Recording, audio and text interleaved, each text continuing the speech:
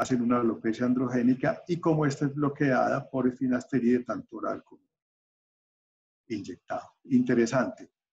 El minoxidil, no encontré artículos importantes, tal vez este es uno de los más llamativos, pero como les digo, a pesar de haber ahí gente bastante buena, no encontré, no tiene fotos.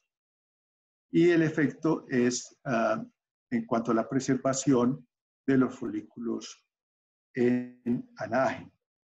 No muestra nada más, no hay cambios de vasodilatación ni nada que se añada ahí a esos hallazgos. Vemos entonces en materia el fluido telógeno.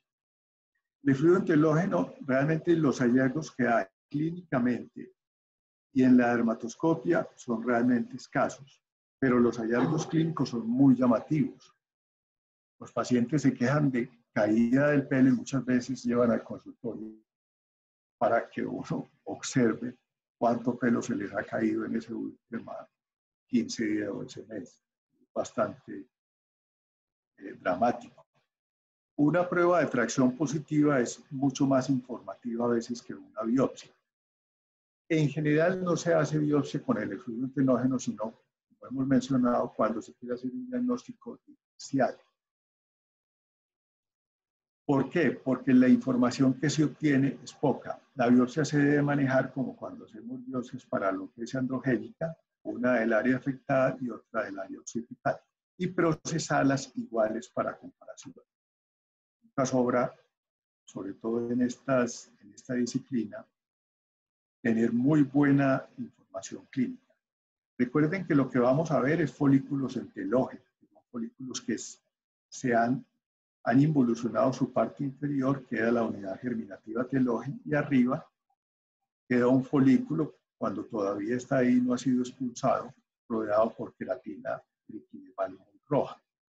Lo que generalmente vemos en la parte inferior son estas estructuras que al verlas en cortes transversales se ven así, como mencionábamos, en forma de asterisco, de margarita, o invasores espaciales, etc.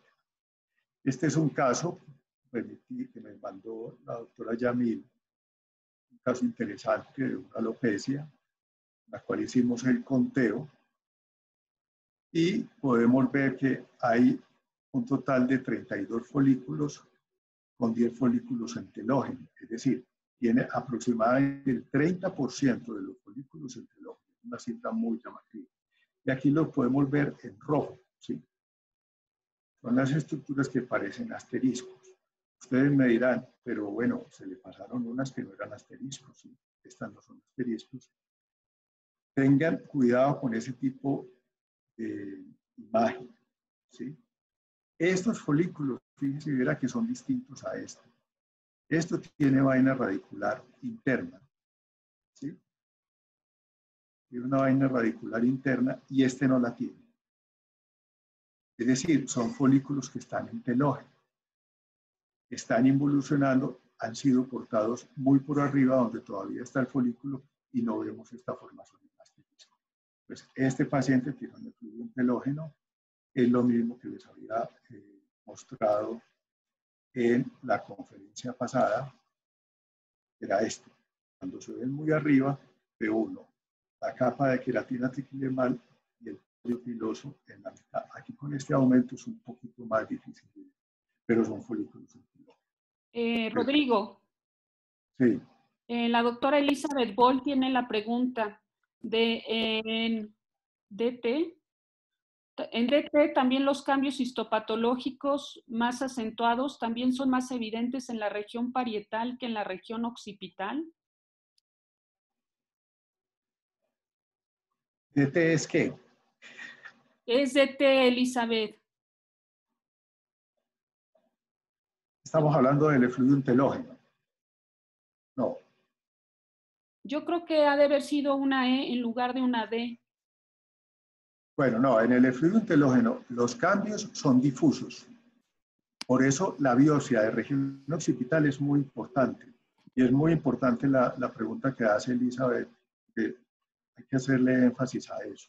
Porque la biopsia occipital es para uno darse cuenta que los cambios son muy parecidos tanto en zona occipital como en zona parietal o frontal, ¿sí? En cambio, en alopecia androgénica, los cambios son muy centrados en la zona frontoparietal y la zona occipital en general está muy indemne.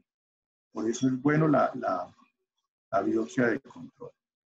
Muy bien, otro caso de fluido telógeno. El fluido telógeno es, yo creo que es de los diagnósticos más difíciles de hacer en psicología. Hay que saber estas estructuras, ¿sí? Estamos viendo ahí. Esta es otra, de un folículo que ha involucionado, y son telógenos. Fíjense, era que apenas hay 6. No son muchos, pero si vemos el número de folículos que hay aquí, que son aproximadamente 30, es la quinta parte, es decir, un 20%. Los conteos de telógeno en general son muy bajos los que uno encuentra en los pacientes con el fluido telógeno. Yo diría que son entre 15 y 20% la mayoría. Entonces, casi todos quedan en área sospechosa o 20% sin irse muy allá. Conteos de telógenos muy altos, uno ve la biopsia llena de estas estructuras, no son un fluido telógeno. Y ahora vamos a ver qué clase de entidades son. Conteos muy altos de telógeno no son un fluido. Recuerden que el fluido telógeno no deja áreas calvas, ¿sí? Disminuye la densidad folicular, pero no deja áreas calvas. Entonces, por definición, no vamos a encontrar mucha afectación. Si encontráramos mucha afectación, pues habría calvicie. Generalmente es muy poco lo que hay. Otra biopsia de un fluido telógeno. Este paciente se los quiero ilustrar porque se equivoca uno fácil, también me lo envió Yamil y quedamos un poco en que no supimos muy bien qué era. Hay varios folículos en telógenos, ¿sí? Aquí los pueden ver muy claramente. Pero tenemos, ¿cuál es el problema? Que no da, ¿sí? No da para diagnóstico. 3 telógenos con un total de folículos pilosos de aproximadamente 30 también no nos va a dar. Pero tenemos varias estelas foliculares. Pues ojo que las estelas foliculares pueden corresponder a folículos en telógeno o a folículos miniaturizados. ¿Cómo resolvemos qué es eso? Seguimos cortando el bloque hasta ir más arriba y ver a ver en qué se convierte. Si en una estructura de estas, pues un folículo francamente miniaturizado. Aquí realmente hay muy poco folículo miniaturizado, de pronto uno por aquí, pero hay muy poquitos folículos miniaturizados, y hay otro por ahí, este, y así. Entonces, la presencia de pocos folículos miniaturizados nos habla más de telógeno, pero lo tenemos que probar. Muy bien, los problemas con el diagnóstico ya se los mencioné, y muchas veces también son en relación con la biopsia. Es mejor tener para comparar y cortar las biopsias de manera igual. Recordar un hecho importante, el fluido telógeno desenmascara una alopecia androgénica. A veces las personas tienen una alopecia androgénica que no se ve, está disimulada, y un fluido telógeno la desenmascara.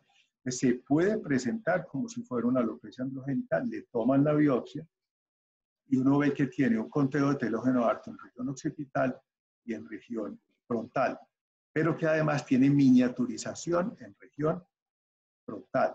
Pues pueden estar presentes las dos entidades simultáneamente. La otra cosa importante que tengan en cuenta es esto que está aquí. A veces, o no, a veces no, con bastante frecuencia los pacientes se presentan en lo peor del fluido telógeno. Es decir, lo peor es cuando ya llevan 3 o 4 meses, es decir, cuando el fluido telógeno está pasando, los pelos están creciendo, y ustedes en la dermatoscopia van a ver los pelos emergentes. Pero yo en la biopsia lo que voy a ver es eso, pelos emergentes, es decir, pelos en anágeno. Entonces voy a ver una biopsia llena de anágeno, lo que se llaman biopsias normales o supernormales, ¿sí? No tienen telógeno. Entonces es muy contradictorio, pero un momentito, estamos hablando de un telógeno y no tiene telógeno. Sí, no tiene ni uno, porque ya comenzó a pasar el proceso y estamos llegando a la fase en la cual el paciente se está volviendo a poblar. No lo ve el paciente, porque recuerden que el pelo crece muy poquito cada día, pero yo sí lo veo en la biopsia, porque lo veo en la imagen. Entonces lo sacamos consistente con efluvio telógeno. Los efluvios telógenos crónicos a veces también son muy difíciles de diagnosticar. Los conteos son muy bajos, de muy buena correlación clínico-patológica. Y como les decía, muchas veces es mejor los hallazgos clínicos y de un pool test que la biopsia. Siguiente entidad, alopecia temporal triangular, generalmente no tiene ningún problema, el diagnóstico es clarísimo de entrada, la biopsia no es necesario, sin embargo a veces tenemos biopsias. Y tenemos biopsias porque las toman personas no muy entrenadas y quieren descartar una alopecia cicatricial o una alopecia areata. Aquí lo que salva son dos cosas, la información clínica y la histología. La histología es la de una piel normal. Si uno ve esto, uno dice, ¿esto es cuero cabelludo? No. Esto es una piel del antebrazo, o de otro sitio, de la cara, donde hay vellos de una mujer. Casi todos son vellos, prácticamente no hay folículos terminales. ¿Y cuál es el problema? Que la dermis de la piel del cuero cabelludo es una dermis gruesa. Recuerden, eso es como la piel de la espalda y del cuello. Los mamíferos tenemos piel ahí gruesa. Es una adaptación evolutiva para protegernos de los depredadores. ¿No? Que cuando vemos ahí y la información es confusa o es una biopsia de zona occipital y el que la tomó no la sabe reconocer como una alopecia triangular, entonces vamos a hacer diagnósticos equivocados de alopecia areata terminal, de esclerodermia, de alopecia cicatriciales, etcétera, etcétera. Ya hemos visto esa situación en algunas ocasiones. Como les digo, importante, es una biopsia de piel que parece, pero parece piel de cuero cabelludo y que está únicamente con vellos. Alopecia areata. Bueno, la alopecia areata tiene muy buena signología en la dermatoscopia y en la clínica. Es bastante característica y se puede hacer el diagnóstico sin tomar biopsia. La mayoría de los pacientes no requiere biopsia. Cuando tomen biopsia, es bueno tomar dos de áreas afectadas, una la hacemos vertical y otra horizontal, no para comparar, sino para complementar. La alopecia areata tiene muchos aspectos histológicos y se puede confundir con muchas entidades. Entonces, si tenemos biopsias de alopecia areata sin datos clínicos buenos, nos podemos confundir. Este es el aspecto clásico de una alopecia areata aguda. No tiene problema, mucho infiltrado inflamatorio perivulvar, en el famoso aspecto que les gusta tanto del panal de abejas. Uno lo sigue mostrando, pero les provoca decirle, grábenselo y bórrenlo ya. ¿Por qué? Porque realmente biopsias así, yo veo muy pocas ya. Por lo que decíamos, la mayoría de las biopsias son de pacientes que vienen complicados, se duda de su diagnóstico, etc. Esto fue muy claramente enfatizado por Whiting hace ya varios años en la nueva mirada que él le hizo a la alopecia areata y ha sido sistemáticamente reafirmado por muchos. Entonces, la alopecia areata aguda, ese cuadro clásico que ya mostramos, la subaguda y la crónica son las que nos van a poner problemas. Estas son las dos que eventualmente nos pueden hacer equivocar. Esta es una alopecia areata subaguda. Fíjense, verá que hay un poquito de infiltrado por aquí, pero ¿qué es lo que vemos?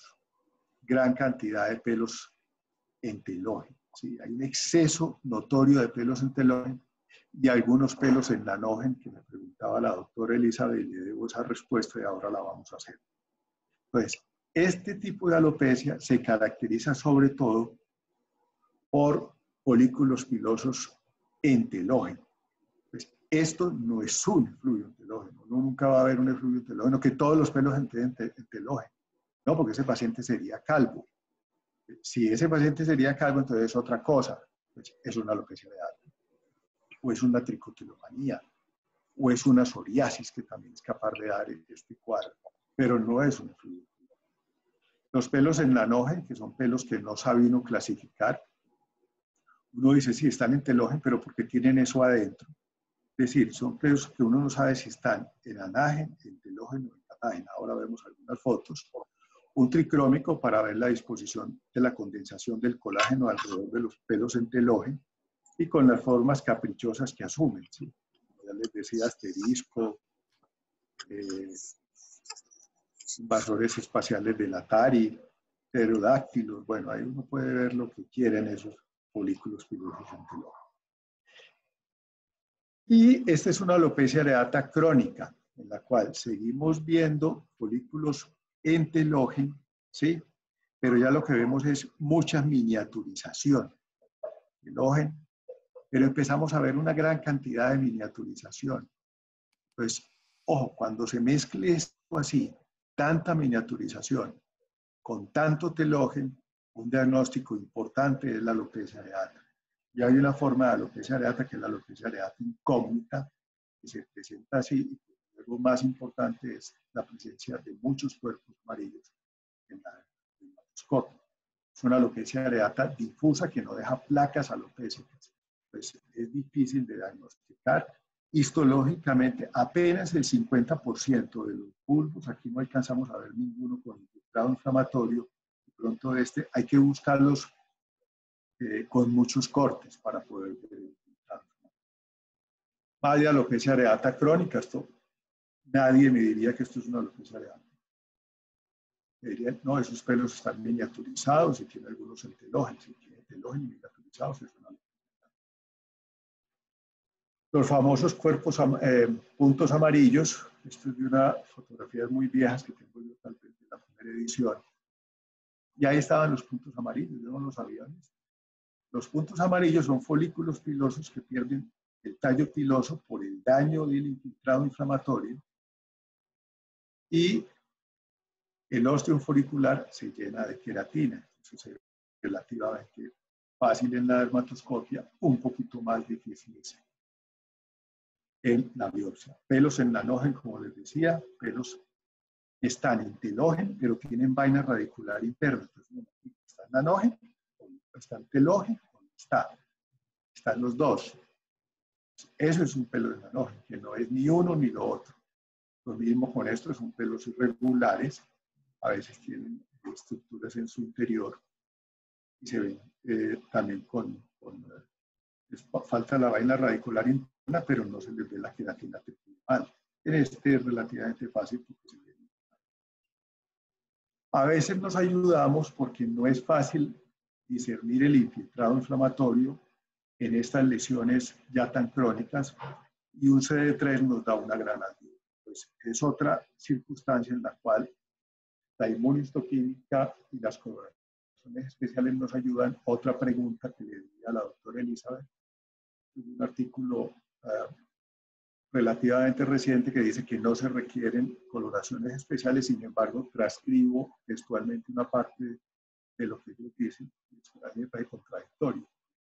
Ácido periódico de Schiff es importantísimo en alopecias inflamatorias, fibras elásticas es importantísimo en fases tardías del líquen plano pilar y del lupus. La mucina puede ayudar a definir un diagnóstico de lupus. Y los infiltrados linfocíticos, obviamente en las alopecias relacionadas con linfomas y en la alopecia areata, como lo acabamos de ver. Pues, Rodrigo, un segundo.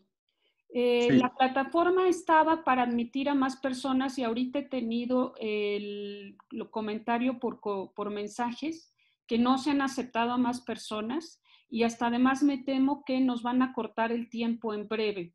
Entonces, si es así, en 2 minutos, en 1 minuto se acabaría. Voy a reclamar obviamente a la plataforma y lo tercero sería que habría que hacer una tercera parte si esto ocurre, para que ahorita lo sepan todos, ¿sí? Empezando por listo.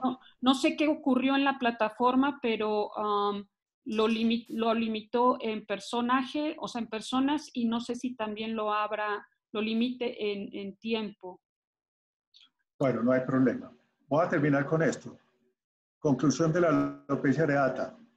La inflamación perivulvar, grábense la que muchas veces no va a estar como en esta bella foto. Y el cuadro histológico puede estar dominado por telógenos miniaturizados. Tengan eso muy en cuenta cuando ven alopecia areata crónica, que ya son la mayoría de las biopsias.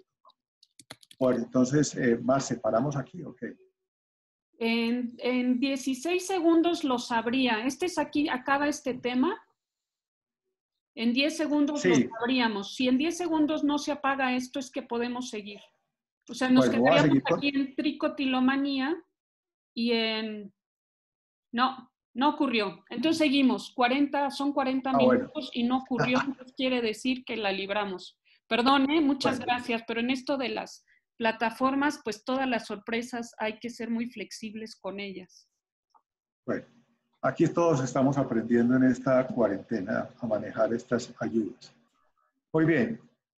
La tricotilomanía es otra entidad que es relativamente fácil de diagnosticar clínica y dermatoscópicamente.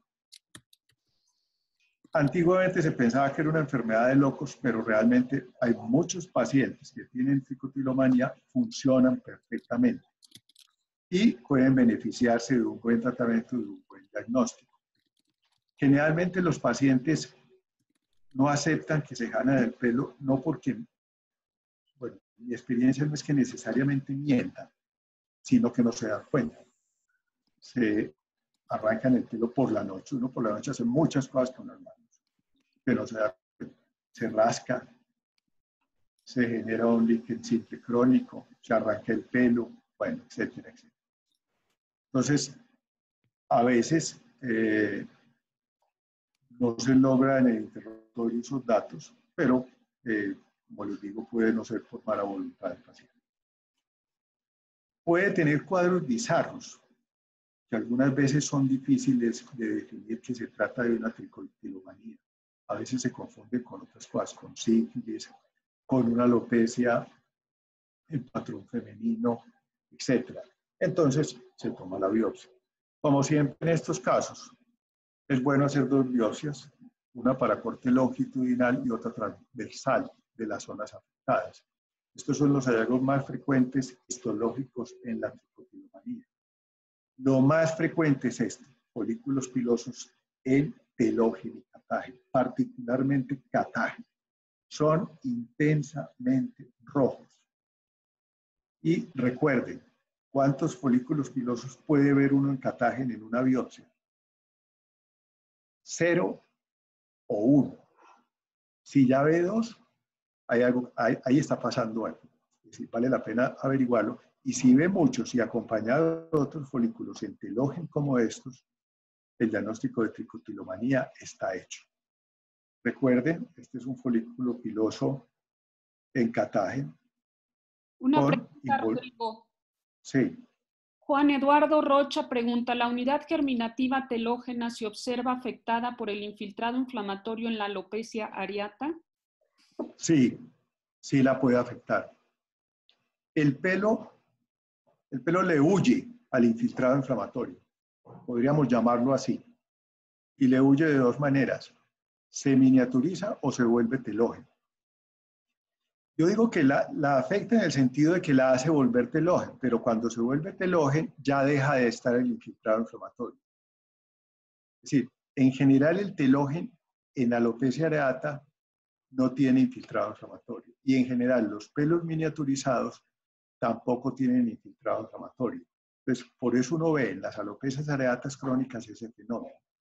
¿Por qué sucede eso? Es muy complejo, es una explicación larga, pero vale la pena darla un 15 segundos. Recuerden que la alopecia areata es una pérdida de la tolerancia inmunológica al segmento inferior del folículo piloso. Normalmente el folículo piloso aquí abajo está aislado del sistema inmune, como está, por ejemplo, los testículos o la placenta o el sistema inmune. Y en la alopecia areata esa tolerancia inmunológica se pierde, pues el folículo es atacado en esa zona. ¿Qué ataca el infiltrado? No se sabe. Se piensa que es un antígeno relacionado con los melanocitos. ¿Por qué? Porque se ha visto que los pelos calvos, es que los pelos calvos no, los pelos blancos, las canas, son indemnes al ataque de los linfocitos. ¿Sí? Entonces, muchos de los pacientes con alopecia areata que tienen canas, cuando aparece la alopecia areata, lo que queda después de ella son pelos blancos. Entonces, en general, el telógeno está indemne al infiltrado inflamatorio. Muy bien, catágeno cortado, si lo ve, el corte es como este, pero este que estamos viendo aquí, muy rojo, sí es más abajo. Y estos que están aquí son ya mucho más abajo. ¿Sí? Aquí ya no vemos tallos. Entonces, el catágeno puede tener muchas morfologías. Y como les digo, se mezcla con mucho telógeno. Esta es una biopsia típica de una alopecia, de una tricotilomanía, ¿sí? Bastante clara. La otra cosa que vemos por el daño al jalar el folículo piloso, que no solamente desencadena el catágeno, sino es que desplaza la melanina del bulbo, entonces se ven cilindros de melanina dentro del tallo piloso que se pueden ver de muchas maneras, tienen muchos nombres. En cierre, bueno, en sonrisa, etcétera, eso tiene nombres de todas maneras. En hamburguesa, el signo de la hamburguesa, todo el que ve alguna cosa le pone un nombre. Pero la esencia es, no debe haber melanina dentro del tallo piloso. La otra cosa es la tricomalacia, es decir, el daño del folículo piloso y el engrosamiento de la membrana basal. Importante, la membrana basal del folículo piloso es muy gruesa y cuando hay daño se ve muy prominente. Entonces, tengan cuidado que esto no es un lupus. Esto no tiene nada que ver con un lupus, es diferente. Muy bien. Confusión de la tricotilomanía a la alopecia areata, tanto clínica como dermatoscópica como histológicamente. A veces no es muy fácil, se requiere buena correlación clínico-patológica porque ambas pueden producir gran cantidad de catágeno y gran cantidad de telógeno. ¿Sí? Alopecia por tracción. Esta alopecia en general no tiene ningún problema porque como ustedes ven el diagnóstico es obvio. El pelo se lo jaló para atrás durante varios años y le quedan aquí unos pelitos que son los que no se puede jalar. ¿Sí? Esto es bastante frecuente en las personas de raza negra en ciertas culturas que tienen costumbre de hacerse estas trencitas. Entonces no tiene mucho problema en cuanto a su diagnóstico. Los hallazgos en general son bifásicos. Tempranos son muy similares a una tricotilomanía, pero tardíos son muy difíciles de interpretar. Se parecen mucho a una alopecia androgénica o a una alopecia cicatricial. El problema es que la mayoría de las biopsias no son tempranas. En este caso, una tricomalacia, vemos daño del folículo, sino que son tardíos, como esta que vemos aquí. Pues a nadie se le ocurriría relacionar esto con una tricotilomanía o contracción. Entonces, cuando vean este cuadro, que son folículos pilosos, algunos miniaturizados, porque son los únicos que sobreviven a la tracción, y que quedan las glándulas sebáceas. En algunas biopsias no vemos sino glándulas sebáceas. Los diagnósticos diferenciales en la alopecia. En general no hay problema. En general no hay problema. Si hay una buena historia clínica. Pero si no hay una buena historia clínica, uno se puede enredar. Entonces, nunca hacer el diagnóstico de alopecia androgénica o alopecia cicatricial en un niño, a no ser que uno pueda descartar clínicamente que no es una alopecia. Es decir, es fácil desde el punto de vista clínico. A veces nuestros colegas dermatólogos están muy ocupados y nos omiten lo que es obvio y uno tiene tendencia a omitir lo que es obvio. Hay que es tan obvio que les queda uno sin información y sale haciendo un diagnóstico bien atravesado, como decimos en Colombia, y queda uno bastante mal. Entonces, la información clínica, muy importante. Nuestra universidad del CES, en la cual yo trabajo, y lo que nos ha pasado ahora en los últimos tiempos con nuestra cuarentena, nuestro clima es muy tropical, entonces hemos visto una gran cantidad de animalitos que antes veíamos poco. Micos, titís, zarigüeyas, iguanas, micos aulladores y zorros que estaban escondidos en el monte, pues se animan a salir como en muchas partes del mundo. Pasemos a las alopecias cicatriciales. Las alopecias cicatriciales son las áreas más oscuras y más difíciles dentro de las enfermedades del pelo, sin embargo, se han ido aclarando, ¿sí? Se han ido definiendo más o menos bien y ya tenemos algo, un cuerpo de conocimiento más o menos correcto. Muchas cosas dan alopecias cicatriciales. ¿Qué alopecias cicatriciales? Pues, como su nombre lo dice, todo lo que produce una cicatriz. Entonces, un trauma da alopecia cicatricial, una neoplasia da alopecia cicatricial, etcétera, etcétera, etcétera, etcétera. Entonces, en general, la clasificación de alopecias cicatriciales se refiere a las que se llaman primarias, que como toda buena clasificación también tiene problemas. Estos son los elementos clínicos de la alopecia cicatricial, ¿sí? ¿Cuáles son las características clínicas? Y en realidad no es muy difícil uno definir que está ante una alopecia cicatricial. Hay ausencia de ostium foliculares, hay descamación, hay trastornos en la coloración y a veces hay supuración. No es muy complicado. Usualmente tomamos 2 biopsias y tratamos de definir las áreas afectadas con el dermatoscopio. Las 2 biopsias se toman, una para corte transversal y otra para corte longitudinal. Estas son las características dermatoscópicas más o menos bien definidas que permiten hacer un diagnóstico muy certero. Bueno, muy bien. Lo que les decía ahora, corte transversal, corte longitudinal, que nos van a mostrar lo mismo, pero en imágenes diferentes, ¿sí? Y algo que debo hacer énfasis, siempre que sospeche una alopecia cicatricial de origen inmune, tomar ojalá una mitad para inmunofluorescencia. Pero una vez que hacen el corte vertical, ese corte vertical, guárdenlo, no lo fijen en formol, guarde temporalmente en PBS o en solución salina 1 o 2 horas y posteriormente se congela en un medio de montaje especializado para su preservación y después hacer el puede ser muy útil en casos de alopecias cicatriciales, sobre todo muy recalcitrantes, en las cuales su diagnóstico es difícil. Bueno, la clasificación de las alopecias actuales es histológica, ¿sí? Entonces, el diagnóstico es con base en histología. Entre nosotros, claro que esto es discutible, casi todos los dermatólogos le toman a las alopecias cicatriciales biopsia. ¿Por qué? Porque el pronóstico es pobre. Los tratamientos no responden muy bien. Y les gusta guardarse en salud, como decimos, con un estudio histopatológico por si hay pues, algún reclamo del paciente. Muy bien. Había tantas clasificaciones de alopecias cicatriciales como el que escribiera sobre ellas. Todo el que escribiera hacía una clasificación. En vista de eso, se vio que era mejor hacer una clasificación desde un punto de vista menos morfológico clínico, sino más histológico desde el punto de vista del infiltrado que había. Esto es lo que se llama la clasificación del grupo de trabajo. Es una clasificación muy antigua, pero es muy buena. Realmente no ha habido en este momento uno que la reemplace. Y es la que conocemos, que lo clasifica según el infiltrado.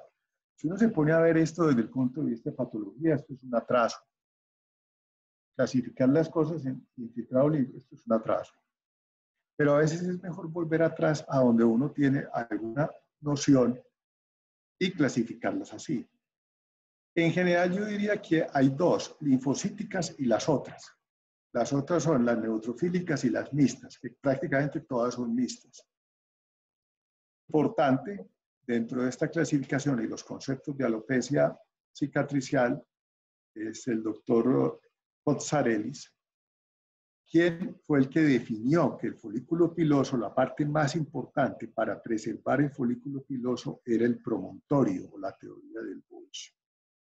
Esto le costó en su época la oposición de un dermatopatólogo muy famoso, una oposición muy ardua, pero él siguió con sus investigaciones y definió algunas también de las enfermedades cicatriciales del cuero cabelludo.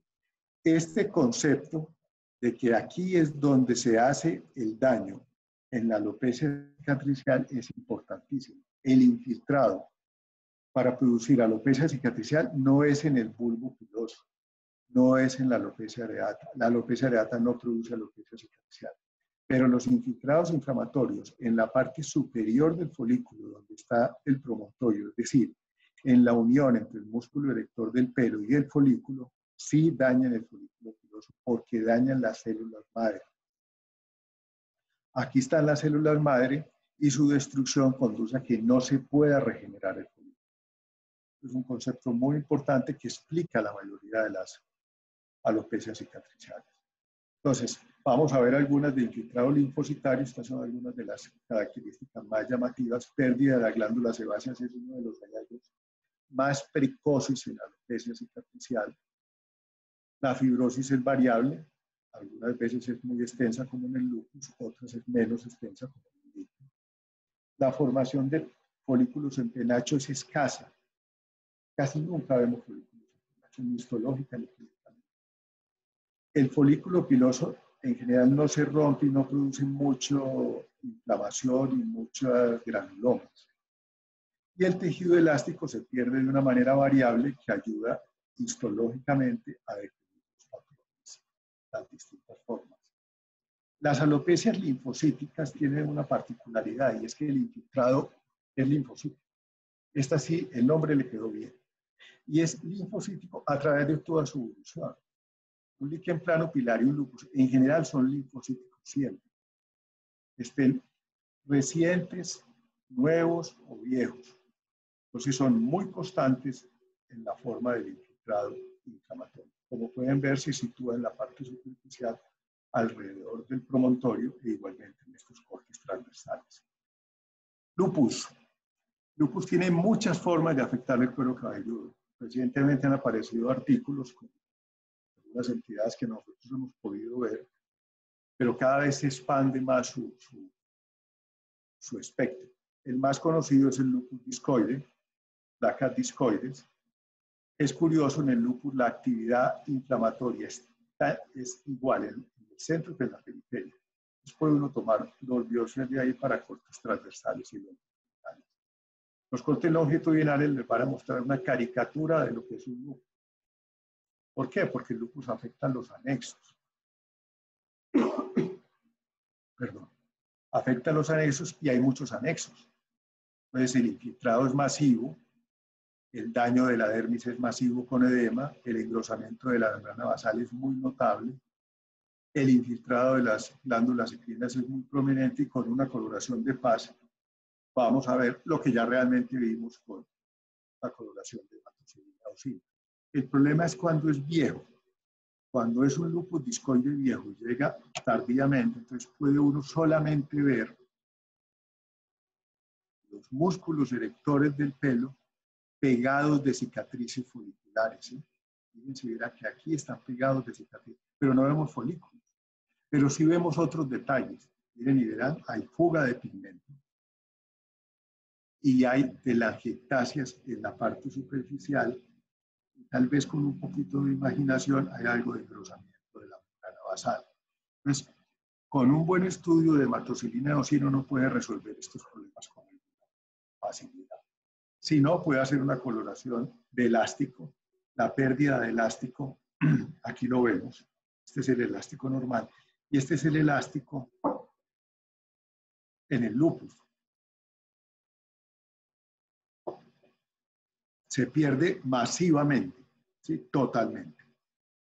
La inmunofluorescencia directa es de bastante ayuda para ver los depósitos granulares de inmunoglobulinina G y complemento. Y también utilizar el marcador CD23 que nos permite ver células plasmocitoides agrupadas en grupos de 5 o más células, las cuales ayudan en el diagnóstico. Líquen plano pilar. Líquen plano pilar es una forma muy particular de líquen.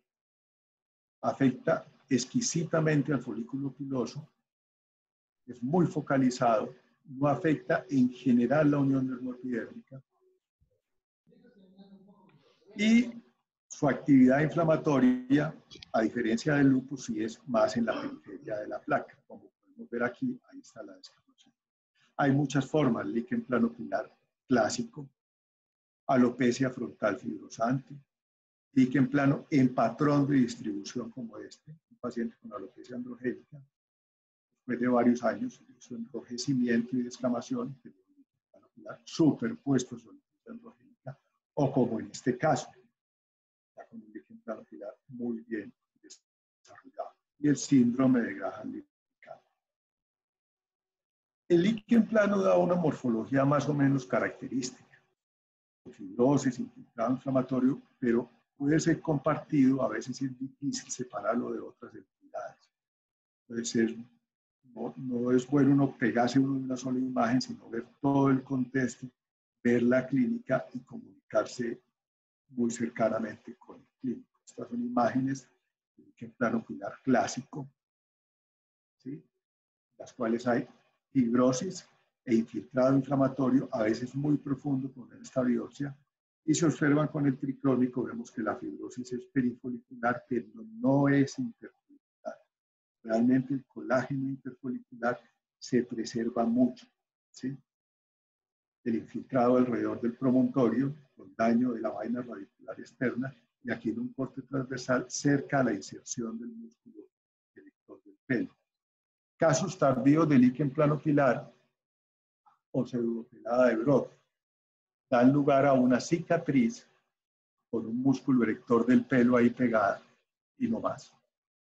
Claves aquí: no hay afección de la unión dermoepidérmica, ¿sí?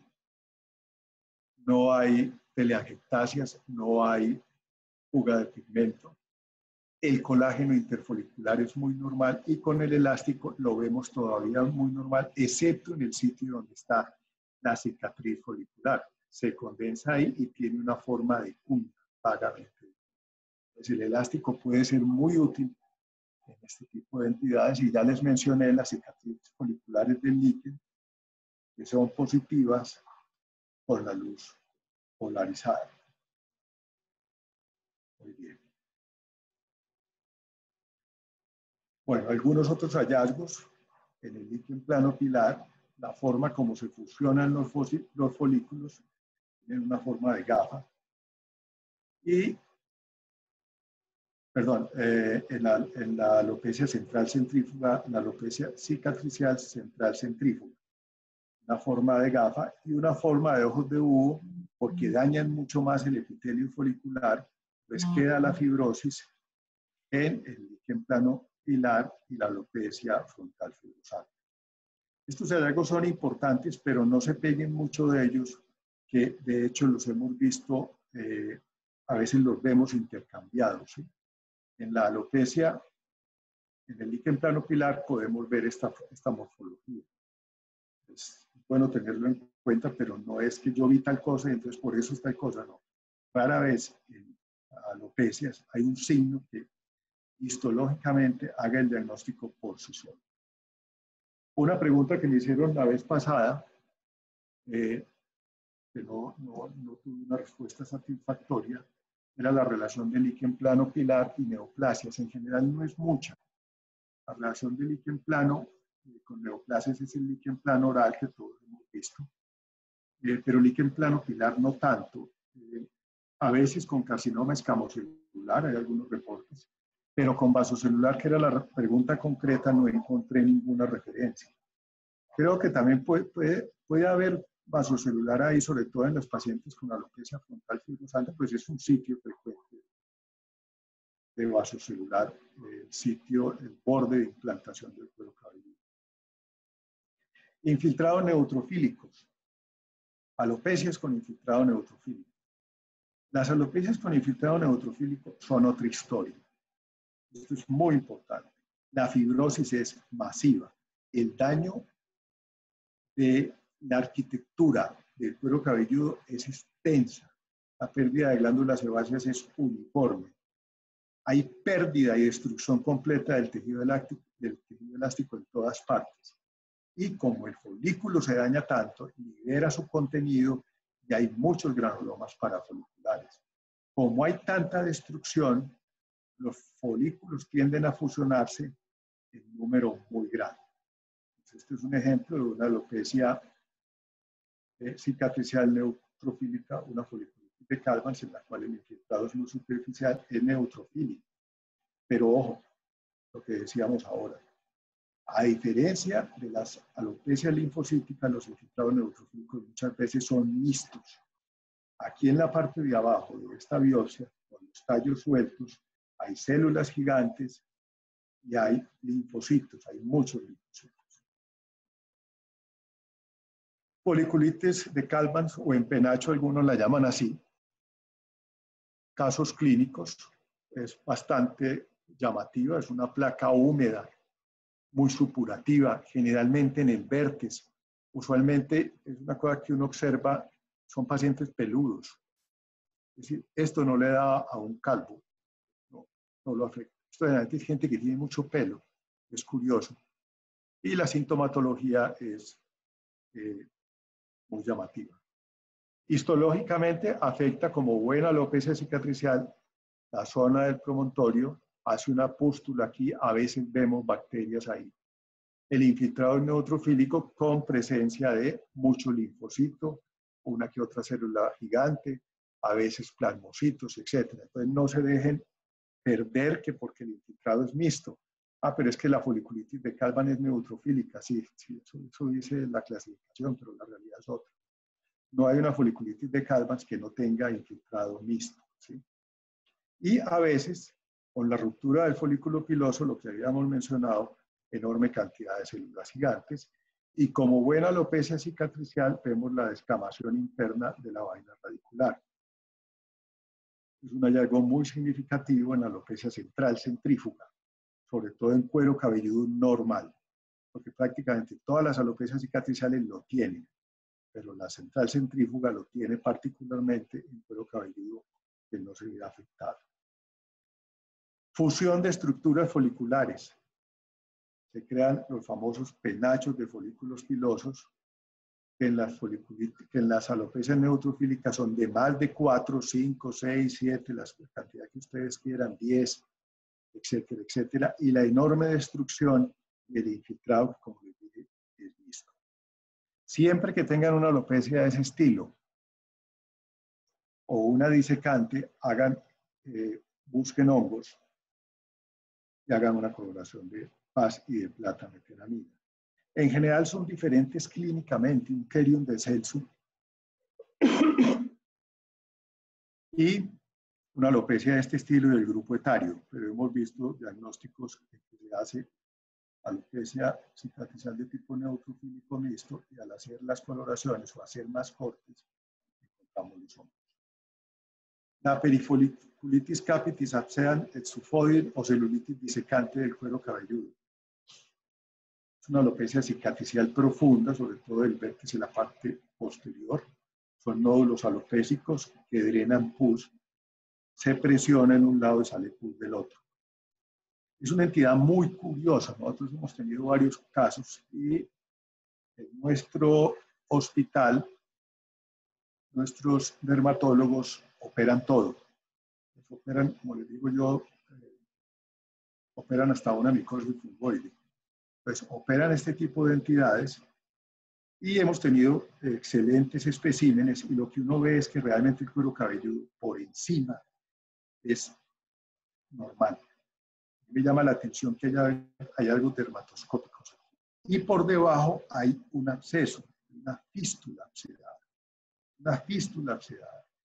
con mucho linfocito, muchas células gigantes y uno que otro neutrófilo ocular. Es como una hidradenitis supurativa o como un quiste piloidal, pero los folículos pilosos en general están indébiles. Se requieren biopsias muy buenas, un punch muy grande, ojalá de 5 milímetros y muy profundo, o una biopsia incisional. Si no, no van a ser capaces de hacer el diagnóstico. Si solamente le sacan esta parte, es imposible hacer el diagnóstico. No se puede. Bueno, la triada de obstrucción folicular famosa, ¿sí? Uno de esos especímenes que nuestros cirujanos dermatólogos sacan de una fístula de esas. Ahí se puede ver. Muy bien, para terminar, el acné queloidal de la nuca es una entidad sobre todo de raza negra en la parte posterior, da una alopecia cicatricial con mucho penacho, ¿sí? Y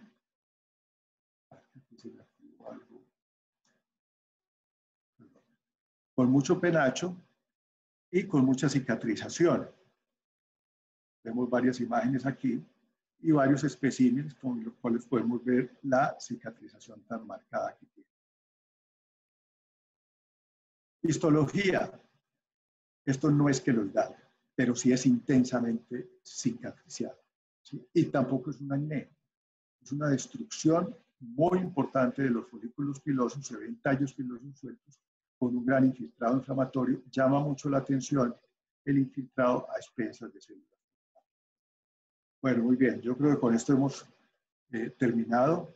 Les dejo una caricatura que me hicieron hace tiempos, que era el objetivo de esta charla. Los residentes, cuando tienen biopsias de cuero cabelludo, persiguen a sus docentes con los diagnósticos.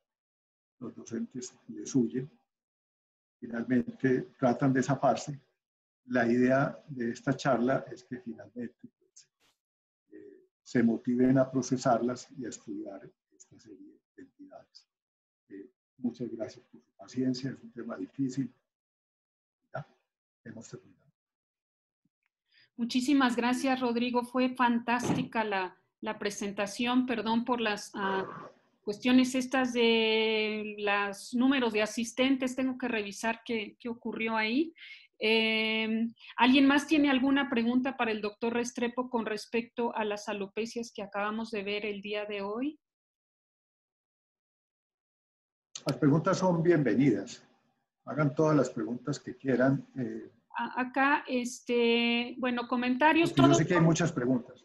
Todos los comentarios son maravillosos, todos disfrutaron tu conferencia, no tuvimos ningún hackeo afortunadamente, unas rayitas amarillas al final, lo cual estuvo muy bien. Dice por acá el doctor, todos son buenas cosas, todo el mundo te felicita. Y Elizabeth Ball pregunta, nunca he podido entender el concepto de descamación de la BRI, que luego nos va a explicar qué es BRI. ¿Puedes explicarme, Rodrigo, cómo se ve en la biopsia? Gracias, está lo mismo, espectacular conferencia. A ver, el concepto de descamación de la vaina radicular interna, eso también ese fue, a ver, uno de los conceptos importantes de Kotsarellis, que les mencionaba ahora, que es americano de origen griego, un individuo encantador, que empezó a hablar de una forma de alopecia que empezaron a observar en los afroamericanos, sobre todo en la parte posterior del cuello cabelludo, y que inicialmente se denominó alopecia por peine caliente. Esto es historia, pues ustedes seguramente no conocieron eso. Y él empezó a estudiar a esos pacientes y se dio cuenta que uno de los hallazgos más importantes era que la vaina radicular interna, que se pierde en el punto de inserción del músculo erector del pelo normalmente, ese es su sitio donde se pierde. Ahí se desvanece y el folículo queratiniza de ahí para arriba en el istmo traqueal. En este tipo de alopecia se descamaba mucho antes, abajo, mucho antes entre el bulbo y el promontorio. Y el otro hallazgo, bueno, eso lo describió él ahí, después se dieron cuenta que eso se veía en todas las alopecias cicatriciales, igual que la pérdida de glándulas sebáceas. Pero lo llamativo es que en esta entidad también se ve en cuero cabelludo normal. Pues, Kotsarellis fue el que definió eso, también tuvo una oposición muy dura de parte de Ackermann a ese concepto, a la descamación de la vaina radicular, pero es un hecho, eso lo vemos muy frecuentemente en las alopecias cicatriciales es difícil de cuantificar. Tiene que ser uno muy ducho en saber en qué nivel están los cortes transversales en un folículo piloso, pero eso se ve. Y se ve en la alopecia central centrífuga. No les presenté este tipo de alopecia porque yo no tengo muy buena experiencia en eso. He visto por ahí 2 o 3 pacientes no más.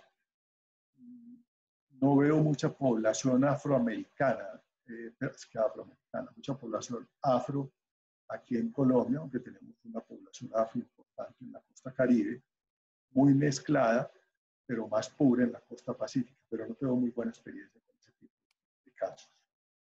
¿Qué otra pregunta hay así interesante?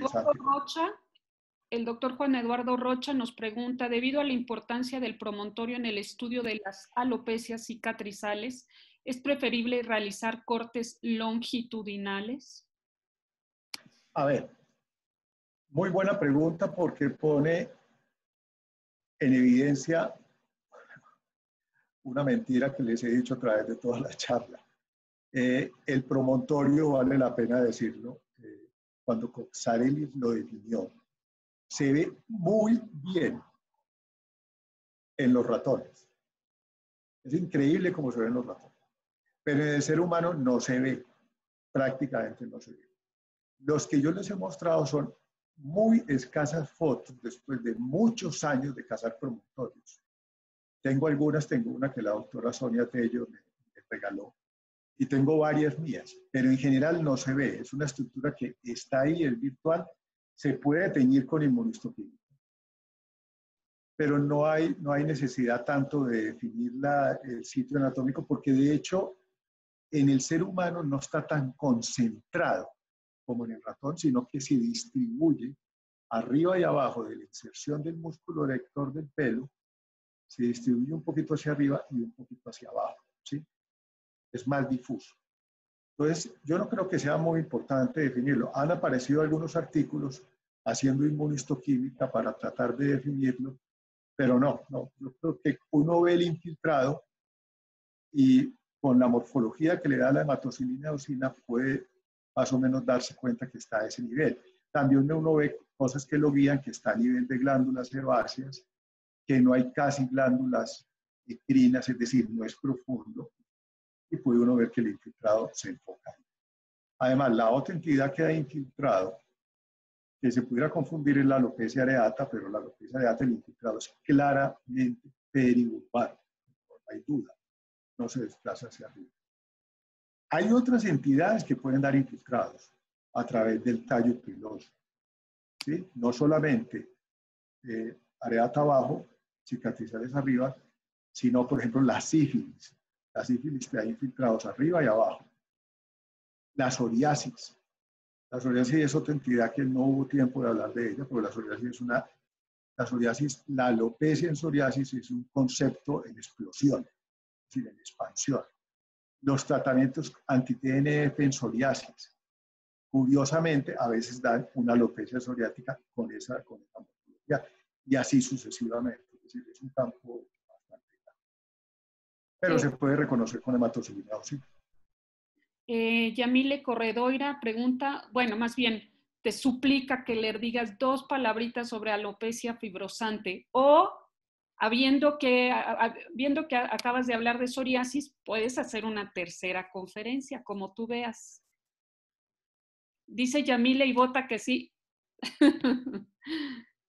Si quieren, podemos hacer una tercera conferencia sobre algunos tipos de alopecia que se nos quedaron ahí en el tintero, pues, y haciendo énfasis en algunas cosas. Y si ustedes quieren preguntar, pues, es muy importante que pregunten. Muy importante. Todos votan que sí, que nos des otra conferencia. Juanca Díez de Medina, que está ahí en la foto, Chela Guzmán, Caro, todo el mundo opina que sí nos debes de dar, sí, ni modo, una tercera. Bueno, no hay problema. Entonces, a ver, un minutico para hacer énfasis. Entonces, haríamos énfasis en la alopecia frontal fibrosante, que me parece muy interesante. Yo ahí la despaché sin pena ni gloria dentro del líquen plano pilar. No me refería a ella en detalle, pero tengo muy buen material y es frecuentísimo. la alopecia psoriática que genera problemas.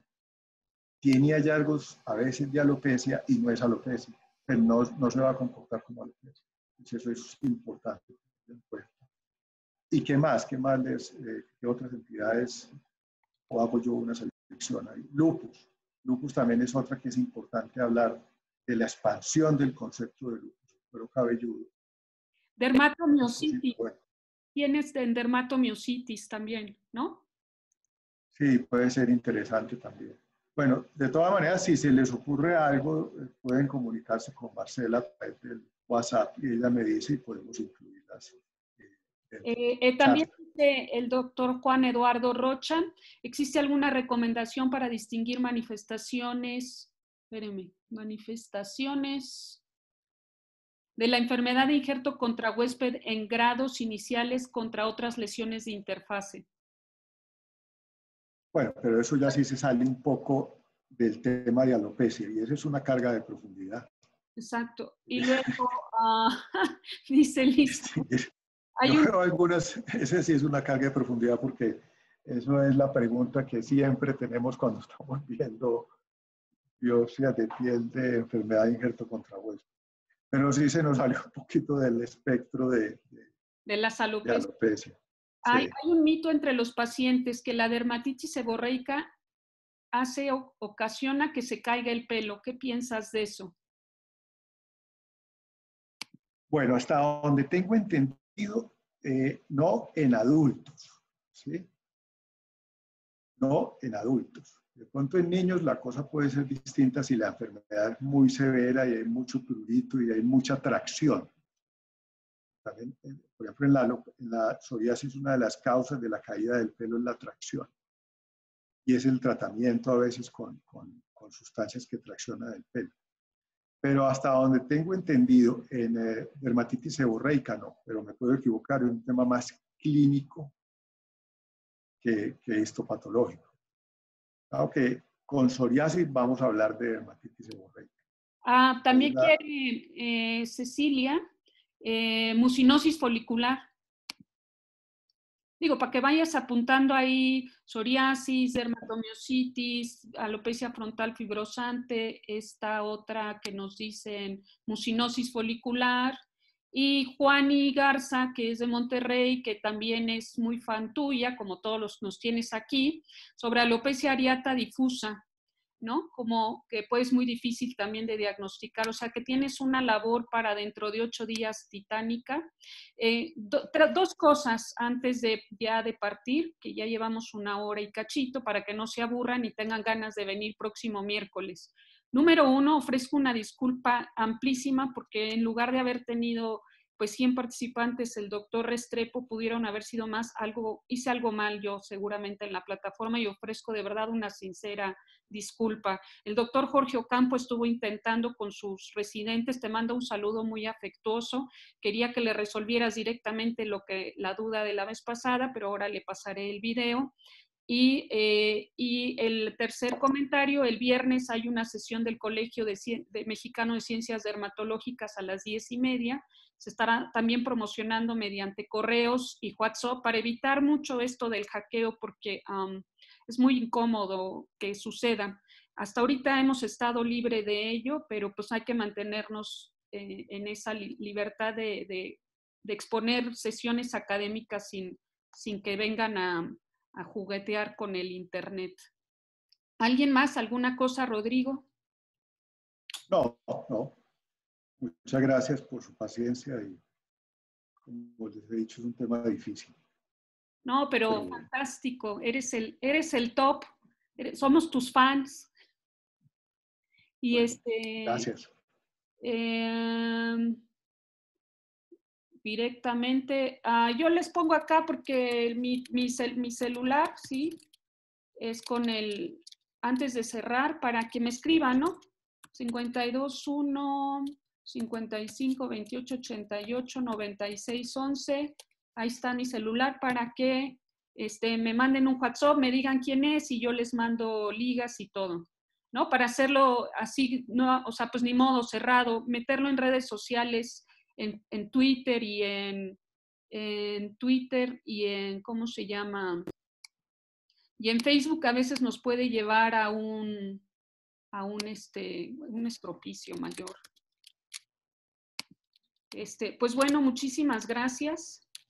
Gracias por todos estar y una disculpa para los que no pudieron entrar. De verdad lo siento mucho.